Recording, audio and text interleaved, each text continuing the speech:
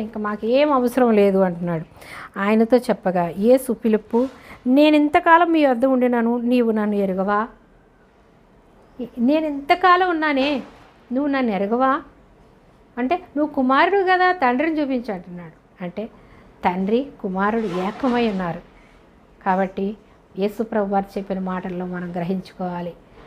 మాకు తండ్రిని చూపించాడంటున్నాడు. తండ్రి ప్రతిదీ తండ్రి చెప్తేనే నేను చేస్తున్నాను, తండ్రి లేకుండా నేను లేను, నా తండ్రి నాకు తోడున్నాడు అని ప్రతి విషయంలో కూడా యేసు ప్రభు వారి తండ్రి గురించి చెప్తా ఉన్నప్పుడు తండ్రి వేరు కుమారుడు వేరు కాబట్టి తండ్రిని మాకు చూపించు అని తోమా అడుగుతాడు.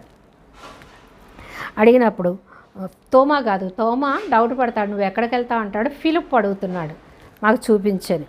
అయితే నేను ఇంతకాలం ఈ యొద్ద ఉండినాను, నీవు నన్ను ఎరుగవా?